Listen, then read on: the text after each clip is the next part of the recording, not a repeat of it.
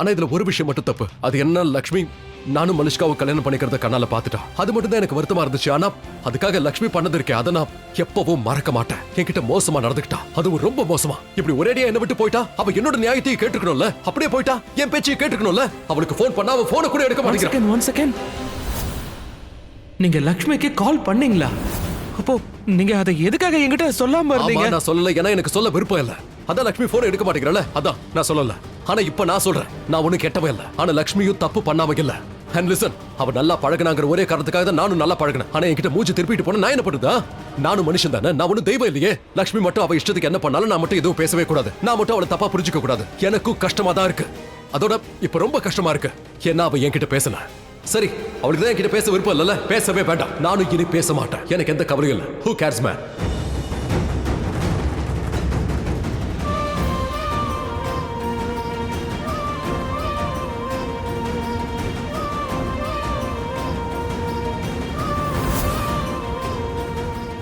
அம்மாடி லக்ஷ்மி, உங்க அப்பா எங்க இருந்தாலும் சரிம்மா, உன்னை பார்த்துக்கிட்டே இருப்பாரு. இந்த நேரத்துல உன்னை நினைச்சு அவர் ரொம்ப பெருமைப்பட்டிருப்பாரு. ஏன்னா உன்ன மாதிரி ஒரு பொண்ணு பிள்ளைங்களோட மேலுமா. போமா போ, ஜெயிச்சுட்டு வா. ஏய் வேணாமா, இதெல்லாம் வேணாம். என் ஆசீர்வாதம் உனக்கு எப்பவும் இருக்குமா. உனக்கு ஒரு நல்ல வேலை கிடைக்குமா, போயிட்டு வா.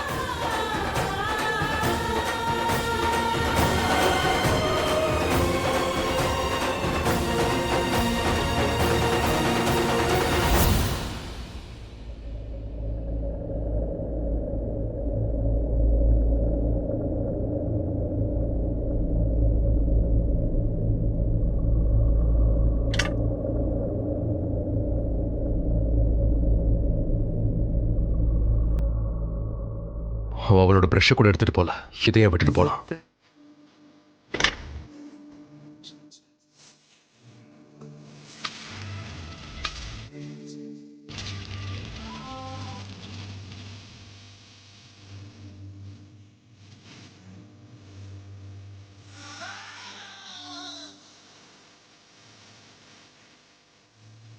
உன்னோட முடி கலைஞ்சிருக்கு.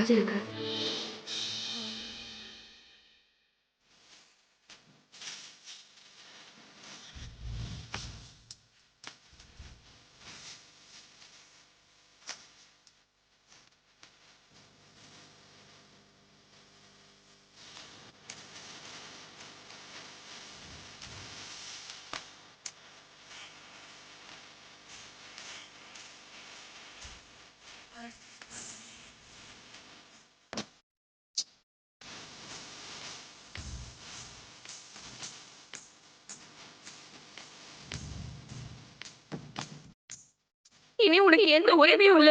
உன்னோட கண்ணுல நான் சத்தியத்தை பார்த்தேன். எனக்கு அவ்வளவு மரியாதை அருமையும் ஏன் கொடுங்க. அதுக்கெல்லாம் என்ன அர்த்தம்? எல்லாமே பொய்யா? சொல்லு, எப்படி இவ்வளவு பணமா போயிட்டேன்? உனக்கு உறவை முறிச்சுக்கணும் இல்லையா? இன்னைக்கு நான் இங்க இந்த துர்கா தேவியை சாட்சியா வச்சு உன்கிட்ட இருந்து என்னோட உறவை நான் முறிச்சுக்கிறேன். உன்னோட கல்யாணம் ஏன் கூட நடந்ததுனால நீ லக்கின்னு நினைக்கிறல்ல, அப்படின்னா இன்னைக்கு உன் மனசுல இன்னொரு முடிச்சு போட்டுக்கோ. அதோட இந்த விஷயத்த அடுத்த ஜென்மத்துல கூட ஞாபகம் வச்சுக்கோ. நாம திரும்பவும் சந்திப்போம். உன் கூட எனக்கு நடந்த கல்யாணம் ஒண்ணு சாபம் கிடையாது. இது எனக்கு கிடைச்ச மிகப்பெரிய வரம்.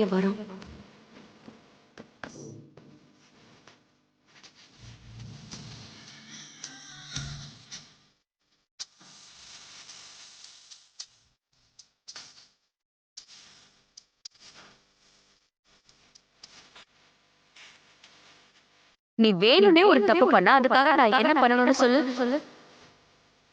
அப்போ நான் உனக்கு கொடுக்கிற தண்டனை உனக்கு அதிர்ச்சியா கொடுக்கும்.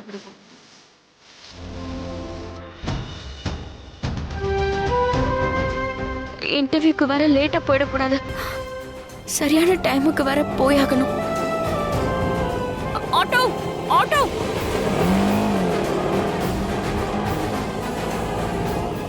அண்ணா நிறுத்துங்கண்ணா. அண்ணா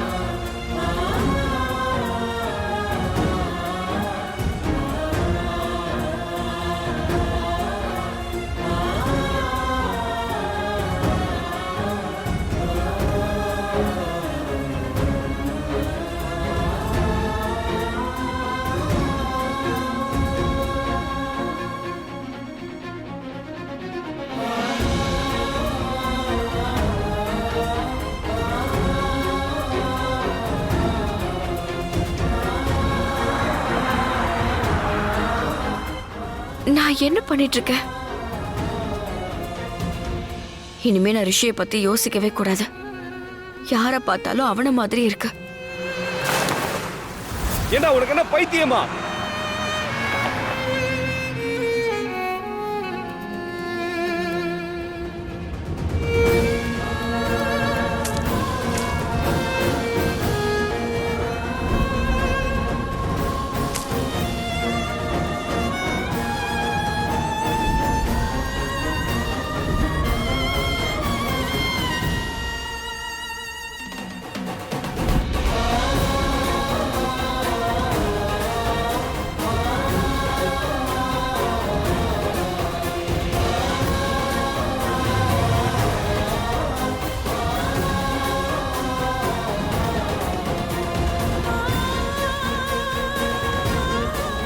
auto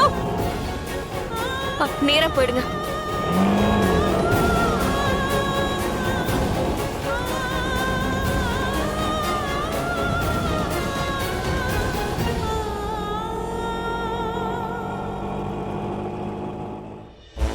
good morning Vikas. Good morning madam. சங்கர உடனே வண்டி எடுக்க சொல்லு. Okay madam. Good morning my princess. Good morning my queen. ரொம்ப நாளைக்கு அப்புறம் சந்தோஷமா இருக்க. எஸ் மாம், இன்னைக்கு ஃபைனலி நான் சந்தோஷமா இருக்கேன். அம்மா, தலையில இருந்து பெரிய பாரம் இறங்கின மாதிரி இருக்கு. அண்ட் இவ்ளோ நாள் நான் ஸ்ட்ரெஸ்ல இருந்தேன். உங்களுக்கு அதெல்லாம் தெரியாது. Now everything is fine and I'm happy now. So happy for you. Pankaj, உடனே போய் காஃபி கொண்டு வந்துறேன். காலையிலேயே இப்ப யாருக்கு ஃபோன் போடுற? யாருக்கு போட போறேன்? என்னோட ரிஷிக்கு தான். யா மலிஷ்கா. Hello handsome. ரிஷி, நீ நல்லா இருக்கியா? நான் நல்லா இருக்கேன் மலிஷ்கா. அண்ட் ஐம் சாரி, நான் உன்கிட்ட கொஞ்சம் தப்பா பிஹேவ் பண்ணிட்டேன். நீ என்ன நல்லா தான் கவனிச்சுக்கிட்ட, பட் நான் தான் ஐம் ரியலி சாரி. நேற்று நைட் உன்னோட ஃபோனை கூட எடுக்கல, அதுக்கும் சேர்த்து I'm sorry. It's okay baby, I understand. என்னால உன்னை புரிஞ்சுக்க முடியுது. பிடிச்சவங்க கிட்ட தானே உன்னால கோவத்தை காட்ட முடியும். அண்ட் லிசன், இப்போ நீ கொஞ்சம் வருத்தமா தான் இருப்ப. நான் உனக்கு ஒரு சர்ப்ரைஸ் வச்சிருக்கேன். சர்ப்ரைஸா? மலிஷ்கா, உனக்கே நல்லா தெரியும் அது. ரிஷி வெயிட், இது பாரு, இப்பதானே நீ சாரி சொன்ன. சோ மறக்க கூடாது, இல்லைன்னா நான் அப்செட் ஆயிடுவேன். சோ ப்ளீஸ், இன்னைக்கு 6 மணிக்கு நீ வரியா இல்ல நான் பிக்கப் பண்ணவா? மலிஷ்கா, அது நான் நடந்தது நடந்துருச்சு. எப்படியோ ஒரு நாள் இது நடந்துதான் ஆகணும். சோ நாம லைஃபை ஃப்ரெஷ்ஷா ஸ்டார்ட் பண்ணலாம் இல்லையா? நம்ம வாழ்க்கையை நம்ம புதுசா ஆரம்பிக்கலாம். இன்னும் சொல்ல போனா லக்ஷ்மியோட சாப்டர் முடிஞ்சிருச்சு. அவளே எல்லாத்தையும் முடிச்சிட்டு போயிட்டா. கரெக்ட் தானே? லக்ஷ்மி தான் எல்லாத்தையும் முடிச்சுட்டு போயிட்டால. மலிஷ்கா, எத்தனை மணிக்கு மீட் பண்ணும்? இன்னைக்கு 6 மணிக்கு. I'll be waiting. ஓகே, பாய். இந்தாம்மா காஃபி. Thank you. இத பாரு, எனக்கு உன்கிட்ட Mom, கொஞ்சம். உங்க முகத்தை பார்த்தாலே எனக்கு தெரியுது ஏதோ டென்ஷனான விஷயம் தான். ப்ளீஸ் இன்னைக்கு வேண்டாமே.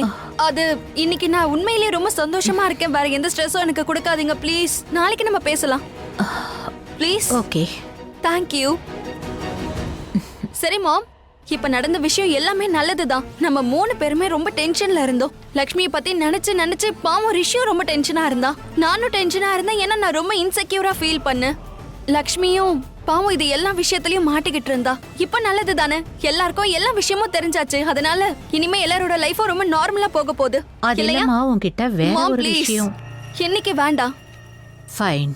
Thank you. அது இருக்கட்டும், எல்லாம் நல்லது தானே. லக்ஷ்மியும் தன்னோட புது வாழ்க்கையை இப்ப ஆரம்பிச்சிருப்பா. I'm happy for her.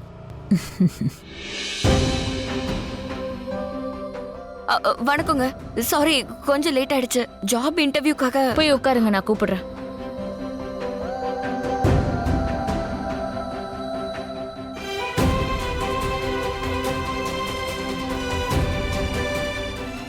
Mister Vinod Kumar.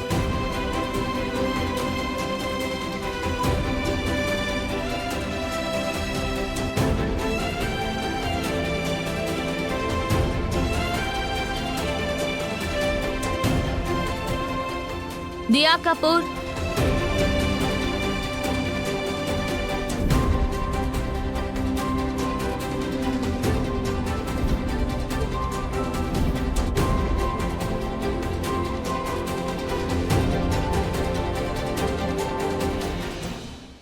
Lakshmi Bajwa. Yes இப்போ நீங்க தான் உள்ள போங்க சீக்கிரம். சார் வணக்கம். ஐம் லக்ஷ்மி. இது ஜாப்காக. ப்ளீஸ். இதுக்கு முன்னாடி வேலை பார்த்துருக்கீங்களா? இல்ல. நாங்க எக்ஸ்பீரியன்ஸ் பர்சனை தேடுறோம். ஆனா ஆட்ல ஃப்ரெஷர் கூட வரலான்னு போட்டிருந்துச்சு.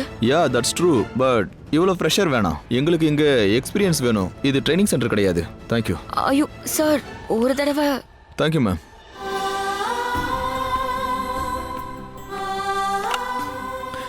Next please. ஓகே சார், நான் அடுத்த ஆளை வர சொல்றேன். Excuse me. எஸ். அது 1 மினிட். ஏதோ இந்த அட்ரஸ். வெளியில கேப் இருக்கும், அதுல ஏறி போங்க. கேப் எல்லாம் முடியாதுங்க, என்கிட்ட காசு இல்ல. கொஞ்ச தூரம் நடந்து போனீங்கன்னா ரயில்வே ஸ்டேஷன் இருக்கும், அங்க இருந்து லோக்கல் ட்ரெயின்ல போங்க. Yeah please come in. Sir, நான் லக்ஷ்மி. அதை நான் பார்த்துட்டேன். மெயில் பண்ணிருந்தீங்கல்ல. Seriously interesting. நீங்க ஏன் நிக்கிறீங்க? உட்காருங்க ப்ளீஸ், உட்காருங்க. சார், எனக்கு ஒரு சான்ஸ் கொடுங்களேன். நான் எந்த ஒரு குறையும் வைக்க இங்க மாட்டேன். பாருங்க, நான் இன்ட்ரெஸ்டிங்னு சொன்னது நீங்க ரிஷி ஓபராயுடைய ஒய்ஃப் தானே? நீங்க தான் அவருடைய ஒய்ஃப் லக்ஷ்மிங்கிறத நான் முதல்ல நம்பவே இல்லை. ஆமா, நீங்க தான் மிஸ்ஸஸ் லக்ஷ்மி ரிஷி ஓபராய். முதல்ல நான் கன்ஃபார்ம் பண்ணிக்கணும். அதுக்காக தான் உங்களை நான் கூப்பிட்டேன். மீடியாவில் தான் முதல்ல நான் உங்களை பார்த்தேன். அதுவும் நீங்க கொடுத்த அந்த சார், இன்டர்வியூ இருக்கு. இந்த ஜாப். இங்க பாருங்க, உங்களுக்கு இங்க ஜாப் இல்ல. ஆனா உங்களுக்காக ஜாபை உருவாக்க முடியும். அதுக்காக தான் உங்களை கூப்பிட்டுருக்கேன்.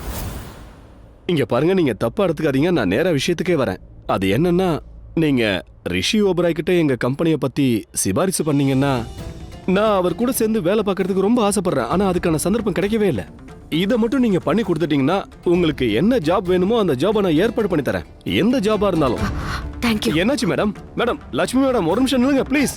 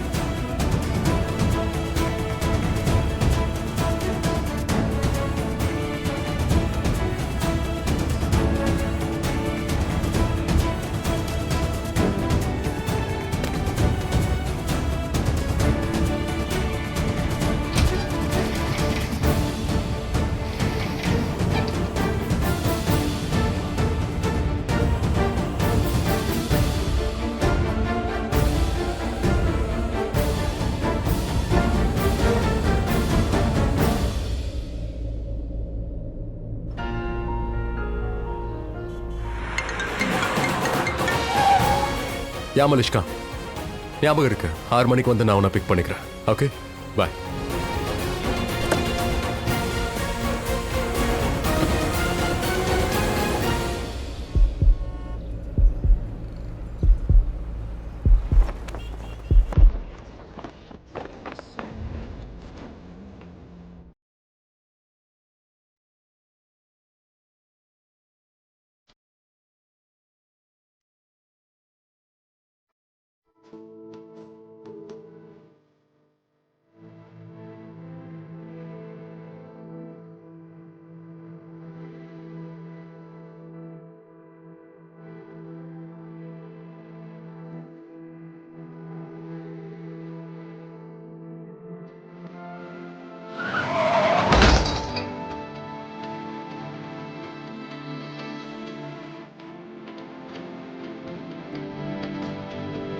Hello mister Oberoi.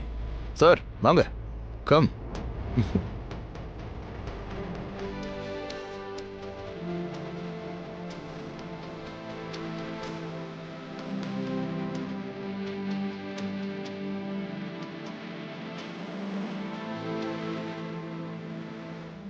Mister Oberoi, நமக்கு ஒரு மீட்டிங் இருக்கு அகர்வால் ட்ரேடர்ஸோட மதியம் 2 மணிக்கு.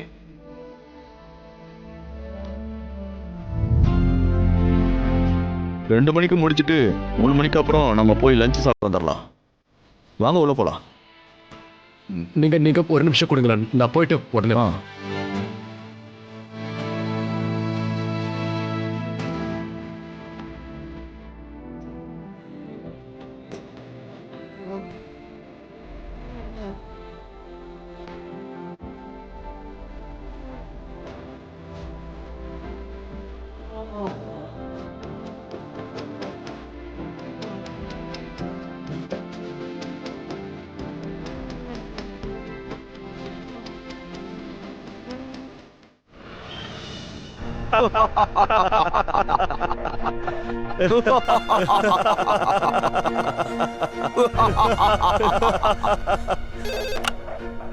ஹலோ ஹலோ மேடம், நான் ஜாப்காக ஃபோன் பண்ணிருந்தேன். நீங்க கூட என்ன கூப்பிட்டிருந்தீங்க. உங்க பேரு?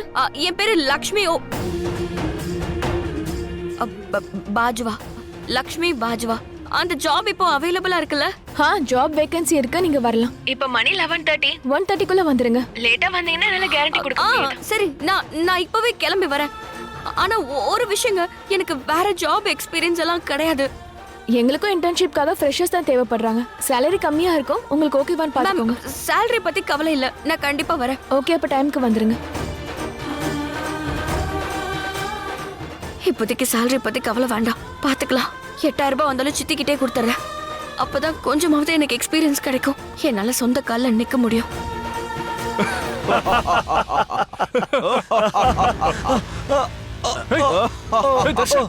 என்னப்பா என்னாச்சு? ஹார்ட் அட்டாக் இருக்குமா? என்னாச்சு? புரியலையே. இருங்க, யாராவது ஒரு நிமிஷம் தண்ணி கொண்டு வாங்க, இருங்க. ப்ளீஸ். கொஞ்சம் தள்ளி போங்க, அவருக்கு காத்து வரட்டும். வழி விடுங்க, தர்ஷன். மூச்சு விடுங்க, நல்லா மூச்சு விடுங்க. முயற்சி பண்ணுங்க. என்னடா என்ன பண்ணுது? நீங்க ஆம்புலன்ஸ் கூப்பிடுங்க. இந்த பண்றேன். கார் கதல கூட்டிட்டு போயிடலாம். சரிங்க, வா போலாம். சீக்கிரம் வாங்க. வா. டேய், நீ போடா. நீ போய் கார் எடுத்துட்டு வா, நான் பாத்துக்கறேன். நான் போறேன்.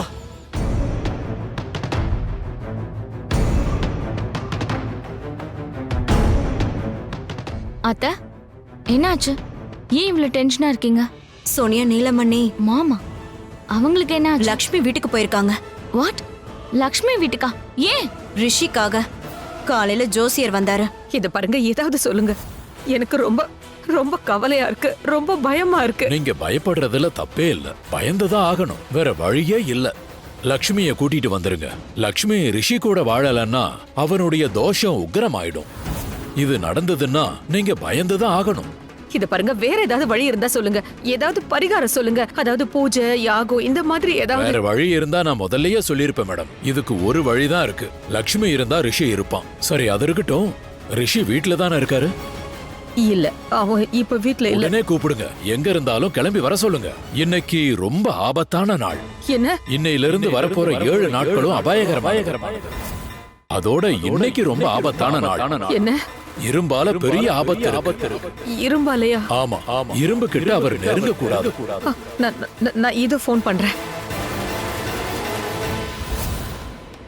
ஹலோ ரிஷி, ரிஷி நீ எங்க இருக்க? நீ உடனே வீட்டுக்கு வா. அம்மா சொல்றல்ல, உனக்கு இன்னைக்கு இரும்பால ஆபத்து இருக்கான், அதனால நீ சீக்கிரம் வீட்டுக்கு வாப்பா. இத பாரு, நான் சொல்றத நல்லா புரிஞ்சுக்க. முதல்ல நீ வீட்டுக்கு வா, நான் வேற எதுவும் கேட்க விரும்பல. வா. உடனே ரிஷி வர சொன்னாங்க, ஆனா அவன் இன்னும் வீட்டுக்கு வரல. அதாவது வரப்போற 7 நாளும் அண்ணாக்கு ஆபத்தா? அதுக்காக தான் அம்மா லக்ஷ்மியை கூப்பிட போயிருக்காங்களா? ஆமா, நான் லக்ஷ்மியை கூட்டிட்டு போக வந்திருக்கேன். இது நியாயம்தான். அது அவ வீடு, அவளுக்கு அங்க எல்லா உரிமையும் இருக்கு. நான் அவளுக்கு அண்டர்ஸ்டாண்டும் பண்ண வச்சேன். திரும்ப அங்கேயே போயிடுன்னு சொன்னேன். ஆனா அவ கிட்ட பேச வேண்டிய அவசியம் இல்ல, லக்ஷ்மி கிட்ட பேசிக்கிறேன். அட என்னங்க நீங்க? எங்க இன்டீரியர் போறீங்க? லக்ஷ்மி எங்க? அவ வீட்லயே இல்லங்க. எங்க நில்லுங்க. லக்ஷ்மி கேட்க மாட்டீங்களா? அவதான் இங்க இல்லன்னு நான் சொல்றேன்ல. லக்ஷ்மி, நான் சொல்றத கேளுங்க. ரிஷியும் மலிஷ்காவும் எனக்கு நடந்த கல்யாணத்துக்கு முதல்ல இருந்தே ஒருத்தருக்கு ஒருத்தர் லவ் பண்றாங்களா? என்கிட்ட எல்லாத்தையும் மறைச்சிட்டாங்க. அது மட்டும் இல்ல, வீட்ல இருக்கிற எல்லாருக்கும் இந்த விஷயம் தெரிஞ்சிருக்கு. எல்லாருக்கும் தெரியும். அத்தை ஆயுஷ், இன்னும் சொல்ல போனா அப்பாக்கு கூட இந்த விஷயம் தெரிஞ்சிருக்கு.